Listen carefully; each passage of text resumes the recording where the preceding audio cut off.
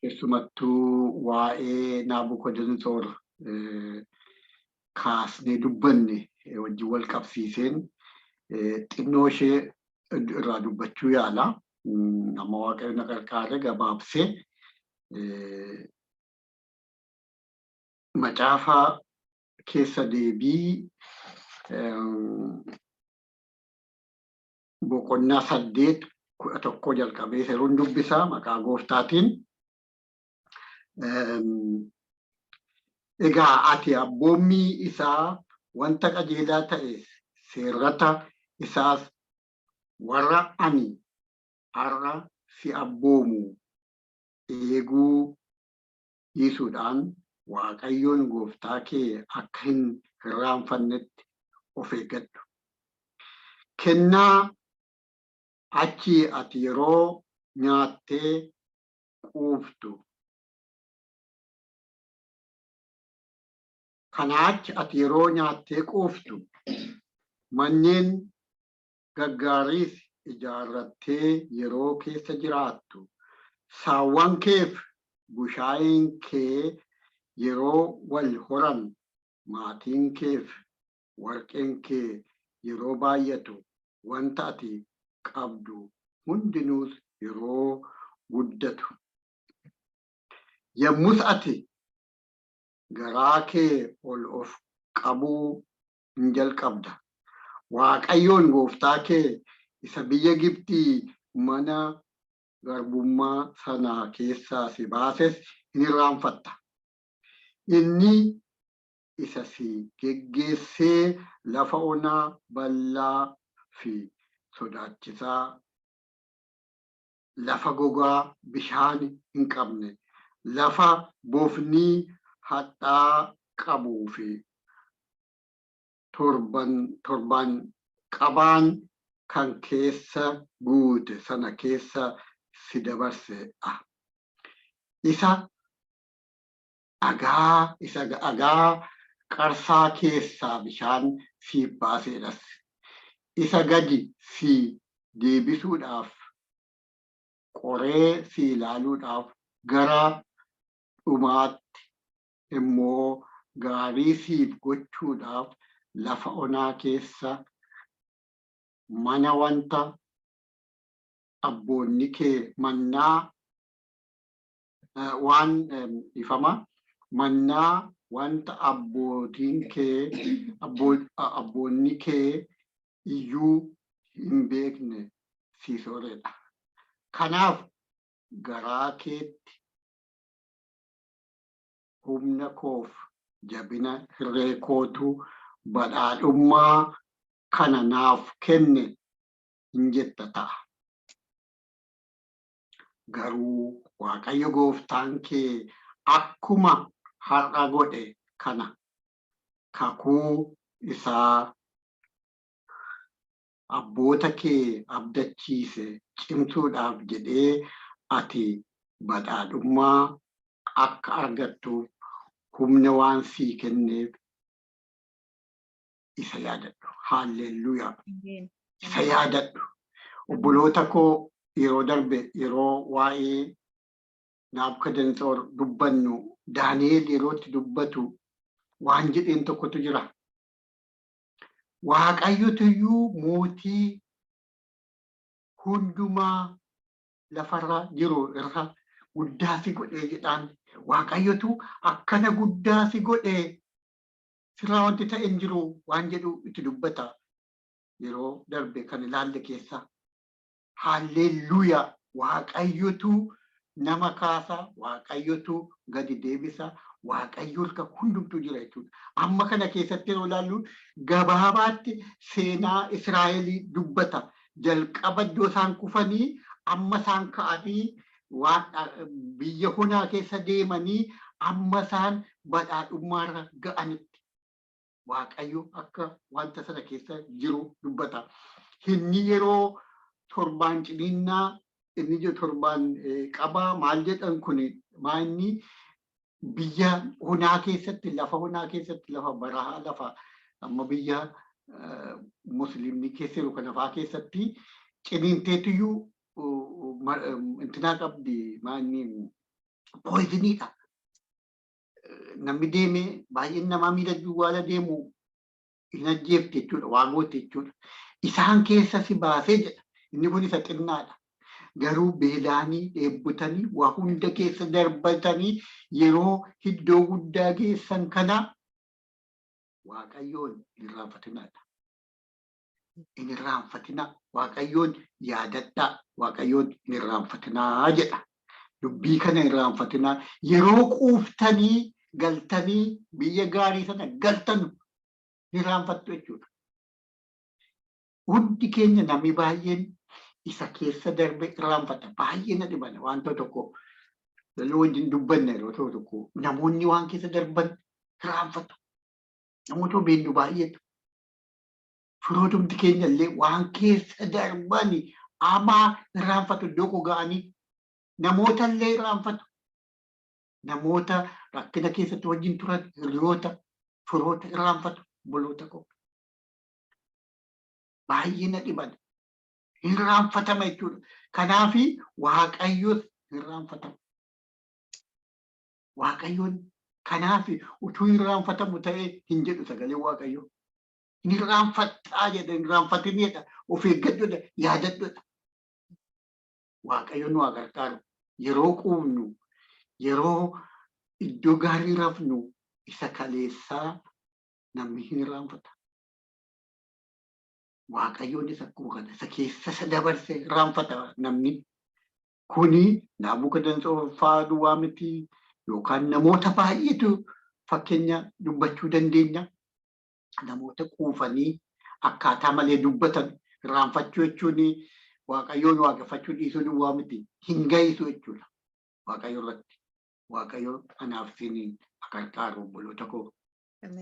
Waaqayyo gadi of deebisiiseedha. Qoree si ilaaluudhaaf jedha. Ammam amantaa fi amantuu kee cheekii gochuudhaaf jedha. Wanta keessa darbine hunda keessatti ani yeroo yaadu dadhabbii keessa darbine maal keessatti Waaqayyo waan godheef qaba nuti hojjetamaa jechuudha. Humna koo jabina kootiin badhaadhummaa kootiin jennee wanti yaadnu tokkollee hin jiru jechuudha. Waaqayyo nu haa gargaaru kana keessatti obboloota koo tarii yaada isaa irraan deebi'e ta'a. Yoo darbe isaa dubbifanne garuu dubbiinsaa yoo saba laaltan akka kana akka sabaatiif dubbata asitti. Namoota tokko nu waamti sabni akka kanaa jechuudha. Waaqayyo nu haa gargaaru. Egaa hundi keenya elementii Naabukadnezar of keessaa qabda. Elementii isaa of keessaa qabda. Maaliif hundumti keenya iddoo tokko lageenyu isa kaleessa keessa ture irraanfanna. Waaqayyo anaaf isin gargaaru. Karaa deemsa keenya Waaqayyo gargaaru. Rakkoo keessatti Israa'el hin iyya. Akkuma nu amma saba keenya hin iyya Israa'el ture. Hin iyya kanaaf Waaqayyo kan gadi godhe. Gaafa galanii quufanii jiraatanii jedhan garuu Waaqayyo irraanfatan. Kanaaf kan Waaqayyo deebisee akka isaanii biyya isaanii keessa mancaanii ba'an isaan godhe. Biyya kenneef barsaabbeedhaa amma daanitti lafa keetti Waaqayyo isa kenneef sana keessaa isaan arge. Maaliif hin irraanfatan? Isa kaleessa Gibxitti ta'aa turan irraanfatan obboloota koo. Yeroo sagalee kana ilaaluun waan tokko yaadaa ture. Yaadattuu yeroo koronaa manatti nu gashe waan nu ta'aa turre akkam akkam Waaqayyoon kadhanna waa'ee biyya lafaa baduuf jennee sodaanne biyya lafaa kiristaanonni baay'ee Waaqayyoon kadhatu turan iyyanii. Namoonni baay'een waa jedhu har'a vaaksiinii ta'eera. Vaaksiniin keessa nu dabarseenna malee Waaqayyoon jennu baay'een keenya. Vaaksineetii taateetta yeroo meeqa vaaksinii fudhatte amma iddoo kudhanneetu buletti hojiin yeroo darbe. Vaaksiinii nu gaafata. Isa iddoo dabarse sadii hin taane isinii yeroo sadii hin taane iddoo kun godhannee teestii nu godhanii gashanii nu hundi keenya teestii godhannee irraa amma funyaan irraa fudhannee haasofna hundi jedhan. Amma jechuun wanti nu ashuurri nu godhu teestiidhaa fi vaaksiinii ta'ee amma immoo irraanfanna takka tureyyuu waan ta'e. kaleessa garuu biyya lafaan baddeenne jina waaqayyoon garuu galateeffachaa jira kiristaanni moo irraanfate laata baay'ee na dhiba garuu yeroon taa'ee yaadu wantoota sagalee waaqayyoo keessatti wanti waaqayyoo akka irraanfannu barbaadu akka jiru nan beeka. Wanti waaqayyoo akka irraanfanne barbaadu immoo jira. Sagalee isaa manatti maxxanfadhu sanyii keetti ijoollee keetti dabarsi. Irra deddeebii jedha mamaraayisii godhi jedha waaqayyoo yeroo dubbatu. Irra deddeebinee akka dubbisaa of keessa deemsinu akka daajestii goonu barbaada waaqayyo. Akka irraanfanne jechuudha. Baayibilis yeroo barannu yeroo baay'ee dubbifannee irraa hin jenne maaliif irraanfanna. Yookaan waaqayyo haaraan barsiisaa isoo baranne immoo irraanfanna. Utuu torbaniin yeroodhaan ittiin deebinu guyyaa guyyaan ittiin deebinu ta'e irraanfanna. Irraanfanna ta'a. Irraanfachuun keessa keenya jira. Kanaaf waaqayyo waarni isaan godha. Waan gaarii sii ta'e sana irraanfatin jedha. Buloota koo waan keessa darbinu nan beeka gaafa sabni keenya kana keessa darbu namni garagalee akkana akkama yaannu kana miti kayyuu yaannu namatu akka kana neecharii namaatu akka kana waaqayyoo anaaf isin agargaaru yeroo waa'ee Naabukodonosor dubbannu waanuma Naabukodonosor adda taa'ii goone yaanna ta'a garuu fakkeenyaaf nu barreeffame atis boriitu of eeggadhuudhaaf nu barreeffame. Namoota baay'een beekan namoota firoota isaanii gaafa darbee fi iddoo guddaa gaanu firoota miti gaafa Finfinnee gaanu kan ganda isaanii yaadanne ni gatu jira. Yeroo tokko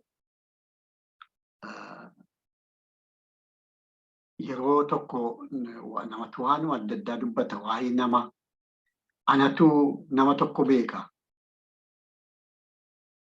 Namni kuni nama ijoollee isaanii dhiira 3 qabu turanii ijoollee isaanii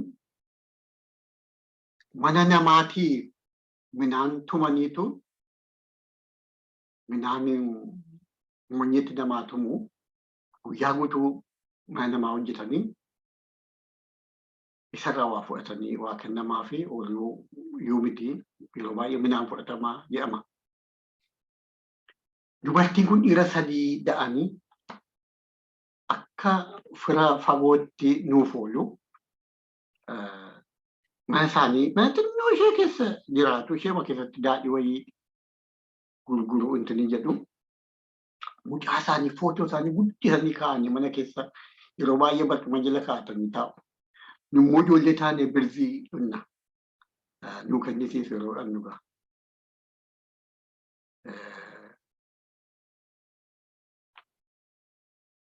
Egaa addee jedhu haadha kootiin ijoollee addee dhufeennaan gaa birziin nu kennama. Dubartiin kun haadha eenyuti beektu? Haadha nama beekamaa Oromoo sababa Oromoof du'e Dr. Sinnaayee Likkeedha. Sinnaayeen mucaa dhumaati. Mucaa 3 qabu ijoolleen 3 iddoo guddaa ga'aniiru. Mucaa isaanii arganii hin beekan. Yeroo baay'ee boo'u footoo nan yaadadha ijoollee ta'ee hin boo'u. Namoonni yeroo nama tokkotu waanuma isaan Amaara fa'aa ta'anii maal jedhani ani immoo nan beeka afaanii sirriitti hin beekanu. Isin dhibaa irraanfatan ijoolleen isaanii yeroo baay'ee namoonni akka jedhu. Iddoo gurguddaa yeroo dhama akka Finfinneeran beekamu. Egaa Sinnaayeen duwwaan akka dadhabe beekama inni mucaa guddisuudha. Isin dhibaa namni hin irraanfata. Haadha ofii hin irraanfata. Yeroo kana isin jedhu maal yaadeni as yeroo kubbaa laallu nama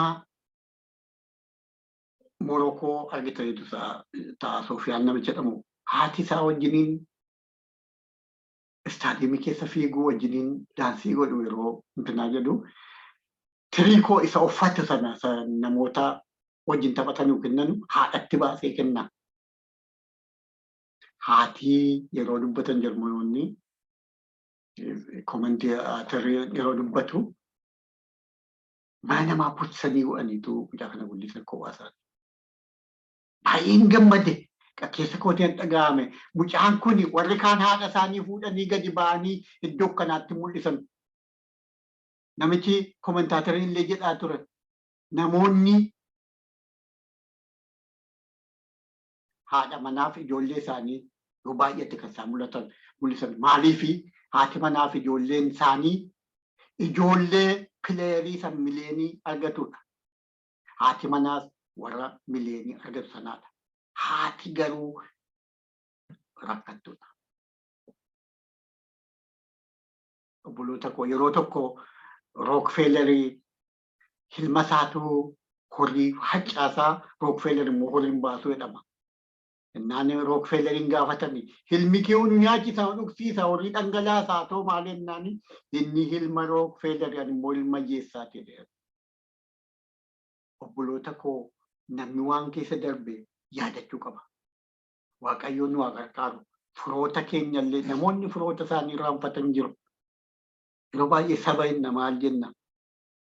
Sabni ni nattaanu silaa isa dhiigaanii baay'ee si ittaanu. Waaqayyoo anaaf isin gargaaru. Waaqayyoonis namni irraanfata namas hin irraanfata yeroo iddoo guddaa ga'u. Kanaaf yeroo darbe Daawiti baay'ee kan na dinqu sagalee sana yeroo isheen walii goonu. Eessana kaaftee ani eenyu manni koos eenyu yeroo inni jedhu baay'ee na tuqa. Maaliif namni iddoo ka'e sana beekuu qaba. Waaqayyoon nu gargaaru obboloota koo. Har'a nuti kaleessa ila darbin amma waggaan darbe 2022 dhumee 23 deemaa jira. 23 keessa maaltu na eegaa? 22 maaltu ture? Maal keessa hin dabarse Waaqayyo? Maalimmoo Waaqayyo irraa eegalaata? Maal akkan irraanfadhu barbaada Waaqayyo? Maal akkan yaadadhu barbaada?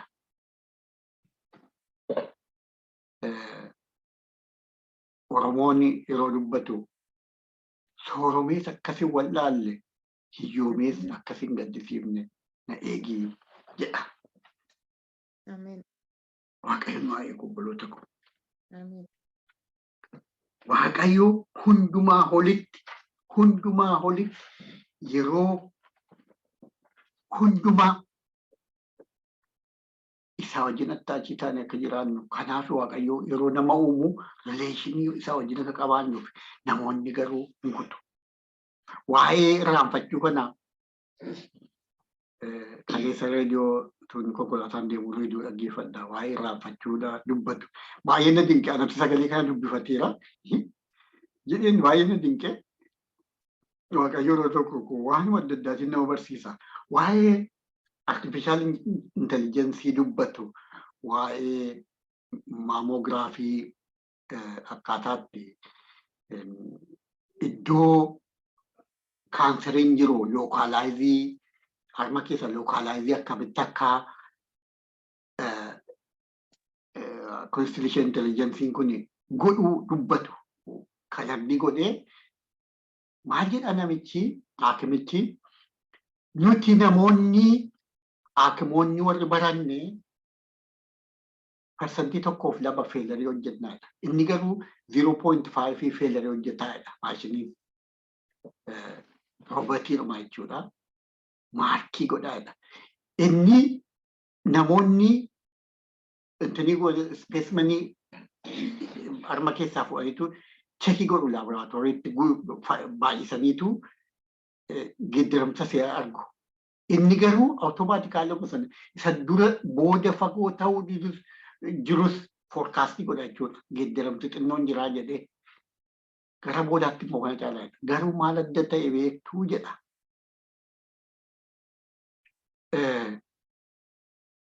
Maashiniin kuni waan tiishuu ta'e duwwaadha foormuleetii taatee jirti malee akka namaa hunda the whole body constellation isaa ilaaluu hin danda'udha. Akka namni iddoo akimii bu'uu hin danda'u akkas iddoo sammuu namaa bu'uu hin danda'u sammuun maashinii jedheetiyyuu waan isin dhiqu waan tokko jedha. Baay'een natti tole sagalee kana wajjin janaa deemuuf. Artificial intelligencein mamariin isaa hin baduudha jechuun hin raanfatuudha. Namni garuu hin raanfataa. Addaddummaan keenya kanaadha. Waan adda addaa dubbate. Ani isa kanan qabadhe baay'ee na dinqe. Tokkoffaa yuunivarsaalii ta'uu hin danda'udha. Jechuun akka godhetu uume Waaqayyo dinqii godhe yeroo waa'ee sammuu namaa dubbattanu baay'ee isin dinqa. Akka irraanfatus godhamee uumame. Oduu waa hundi yaadanna ta'ee maraanna. Maaliif inni tokko iddoodhaa baay'ee inni tokko iddoo bu'a. Akka kana sammuun namaa irraanfachuun barbaachisaadha. Akkuma yaadachuun barbaachisaa ta'e irraanfachuun barbaachisaa akka ta'e dubbatama saayinsii keessatti. Obboloota koo Waaqayyo nu gargaaru isa Waaqayyo akka irraanfannu barbaadu. Amma fakkeenyaaf namni yeroo baay'ee kan rakkatu kan inni hadhaa'u hammeenya namaa hammeenya isarratti godhatu yeroo hunda yaadata. Isa gaarii immoo irraanfata. Isa gaarii namarra yeroo ta'e isa dadhabaa xinnoo isaa yaadata.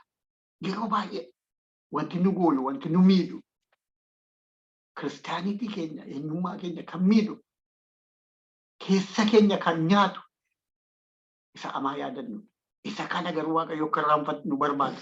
Wanti Waaqayyo akka irraanfannu barbaadu baay'eetu jira. Akkuma wanni yaadannu barbaadu jechuudha. Sagalee Waaqayyoon guutamne sakaleessa keessa turre cubbuu keenya irraanfanne isa of keessa deemsisuu dhiibne isa Waaqayyo barbaadu sanaan guutuu kana Waaqayyo nu gargaaru obboloota koo. Ameen. Baay'eedhuma dhugaa yeroo tokko isin dinqa yeroo waa'ee saayinsiin faana irra ga'e yaaddanu immoo Waaqayyoo yaaddanu nuti fakkii Waaqayyootti uumamne waa hunda namni yaala uumuudhaaf waa baay'ee godha. Garuu naanna'ee obboloota koo kireeditiin isa Waaqayyoof hin ta'u taanaan Naabukodonosor mataana anatu hojjete jenna. Amma tarii namichi warri vaaksinii hojjete nutuyyuu biyya lafaarraa koronaa balleesse. Waaqayyoonni garuu overall controlii godhu. Inni nuuni namoota waa humnu godhee nuume hin dandeettii nuu kenne isa kireeditii isa qabu jechuu qabu. Waaqayyo isa kana irratti kompromaayiziin godhu. Kanaaf kan Naabukodonosoris waggaa 7 amma Waaqayyoon yaadatutti kan deemu. Waaqayyo naaf isin gargaaru. Waan gaarii yaadachuu, waan hamaa irraanfachuu. Irraanfachuu jechuun maali? Waaqayyo cubbuu keenya irraanfataa, duddubbettis gataa yaadatu. Nutis akkaataa Waaqayyootti yaaduu qabna. Cubbuu namaa fuunee gingishine yeroo tokko na dhiban. Cubbuu namaa mediteetii goona. Sagalee Waaqayyooti kan mediteetii gochuun nuuf ta'u obboloota koo. Waa'ee Kiristoos kan mediteetii ta'uun qabu. Sagalee Waaqayyoo macaafaa Hosee keessaan iddoo tokko dubbisa.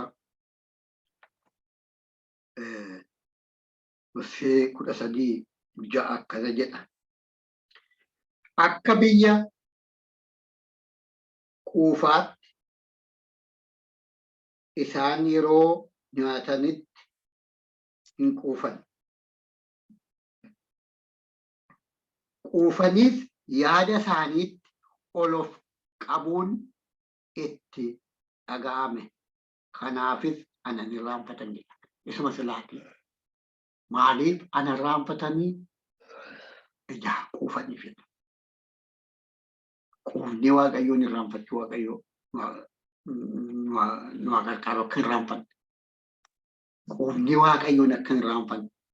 Amma jireenya gaarii keessa jirra. Waan baay'een gaarii obboloota koo Waaqayyoon isaaf illee galateeffannu. Nu adda taanee miti. Aniif isin adda taanee miti. Lafa nagaa kan jiraannu Waaqayyo irraa kan ka'edha. Quufnee of jajuu, Waaqayyoon irraanfachuu, Waaqayyoon nurraa kaasu. Waan waggaa 7 ofirra deebinee marga nyaannuuf hin jiru. Naabukodonosor kana godhe. Waaqayyo kanuma nu godha. Obboloota koo Waaqayyo akkuma kana nu godha. Adda miti nuti.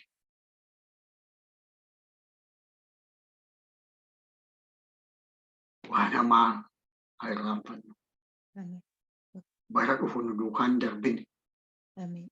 Wanti nu nyaatu, wanti nu hadheessu, wanti yeroo hundaa alanfannu nu duukaan darbine. Wanta gaarii Waaqayyo nu keessa kaa'e nu wajjin haa jiraatu. Obboloota koo waan na dinqu iddoo tokko yeroo baay'ee waa'ee Yoosef kana yeroo baay'ee waliifis sheerii goonee yeroo baay'ee intinaa eenyu jedhee beeka. Baay'ee seenaan isaanitti tola.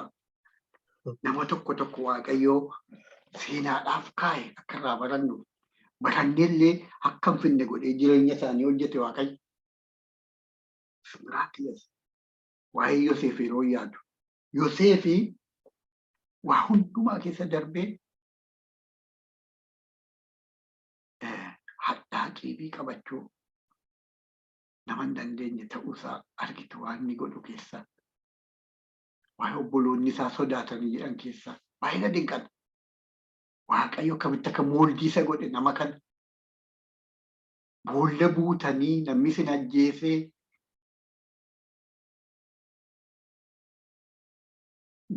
du'aa fuudhee silaa kan du'u namni tokko Waaqayyo garaa isaan eenyu jedhee fuudhee gurguramee waa hunda keessa darbee mana dhaqettillee otoo inni cubbuu hojjetin cubbaamaadha jedhamee namni kun garuu dhiifama garaa isaan na dhiban. Waan obboloota isaatiin jedhu. Amma isa miti kan hin dubbisuu fedhee uumama 41 waan inni jedhu inni 41 irraa dubbisa iddoo tokko 41 uumama boqonnaa 41 lakkoofsa 51 dubbisaa. Yommus Yoosef Waaqayyo rakkina koo hundumaa mana abbaa koo hundumaas na irraanfachiiseera jedhee ilma isaa isa hangafa Minaaseetti moggaase. Minaasee jechuun irraanfachiisuu jechuudha. Waaqayyo na irraanfachiise. Maal irraanfachiise? Isa abbaan isaa isa jaallatu wayyaa qomeen addaa isaaf kennamu irraanfate. Maal yaa Waaqayyo kana keessaa baaftee iddoo kana mana geesse hin jenne isa hin irraanfate. Isa obboloonni isaa isa miidhan hin irraanfate. Kan inni irraanfate eenyutu isa irraanfachiise? Krediitiin irraanfachiisuu sun kan Waaqayyoo jechuudha. Irraanfachiisuu jechuun maal jechuudha? Keessas dabarse. Amma qannoo keessa gale. Iddoo qannoo kanatti iddoo mootii ta'etti Waaqayyo na irraanfachiise. Waaqayyotu obboloota koo nama qarqaare nama irraanfachiisa. Hadhaa nama irraanfachiisa. Hadhaa inni silaa qabaachuu qabu isa irraanfachiisa. Maqaan isaa kan ulfaate haa ta'u. Waaqayyo bara dhufu nama addaa nama waan Waaqayyo yaadachuu yaadanii waan Waaqayyo dhiisee dhiifnu. Namoota yoo boonne Kiristoos duwwaan boonnu Waaqayyo nu haa godhu eebbifamaa. Maqaan gooftaa kan ulfaate haa ta'u. Asuma irratti